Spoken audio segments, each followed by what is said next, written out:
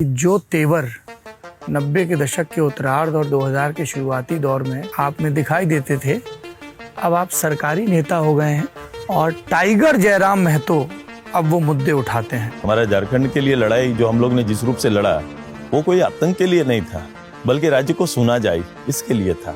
जयराम महतो आतंक फैला रहे हैं, 10 पे ही क्यों मान गए?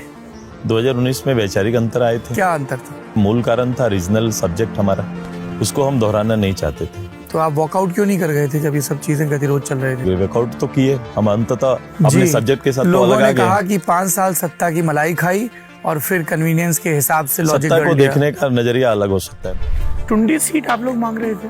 भाई कुछ बातों का अंतर था, तो मैंने कहा कोई बात नहीं। और जयराम महतो ने कह दिया कि सुदेश महतो लड़ेंगे तो मैं भी लड़ूंगा। ये ओछी चीजों पे मैं नहीं जाता, मैं कभी भी इन चीजों पर। को चुनावी हार का डर तो रहता ही है। आप अगर इसको कंटिन्यू करेंगे तो फिर मेरे जवाब भी कंटिन्यू लेते जी प्लीज सर, आप ही को सुनने आए हैं।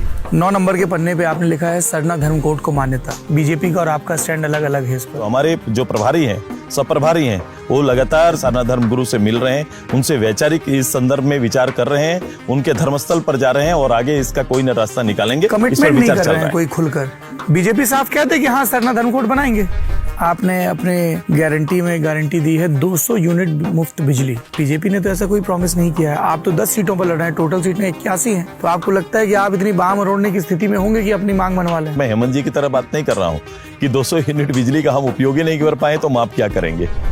मेरे सामने पत्रक है राष्ट्रीय खेल घोटाले का। इल्जाम लगा है आर्थिक अनियमितताओं का, जांच चल रही है। निष्पक्ष रूप से एजेंसियां उसको देख रही है, जांच एजेंसियां उसमें काम कर रही है। एजेंसियां जो कि गृह मंत्री अमित शाह को रिपोर्ट करती हैं। विपक्षी कह रहे हैं सुदेश महतो के भाजपा के पाले में जाने की एक वजह एजेंसियों का डर भी है। सत्य है, सुदेश महतो सत्ता में रहें या विपक्ष में रहें, विधानसभा का बड़ा ख्याल रखते हैं। और फिर सिल्ली मॉडल के साथ वो हिंडाल्को मॉडल की बात करते हैं और कहते हैं कि हिंडाल्को का जो प्लांट चलता है, सुदेश महतो की रिट वहां पे काम करती है, उनकी मर्जी के बिना पत्ता भी नहीं खड़कता है।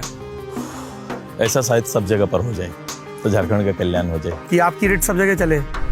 आपका घोषणा पत्र, आप कह रहे हैं निर्मल महतो युवा निर्माण योजना के तहत बेरोजगार स्नातक व स्नातकोत्तर छात्रों को 30,000 रुपए सालाना।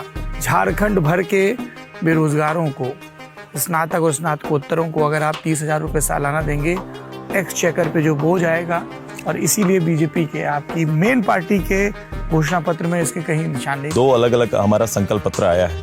एक भारतीय जनता पार्टी का सहमति के साथ एक घोषणा पत्र आया, एक सहमति रीजनल हमारा घोषणा पत्र कल हमने आया और ये सहमति के साथ। आबादी के अनुसार पिछड़ों को आरक्षण, इसके लिए कास्ट सेंसस की जरूरत पड़ेगी।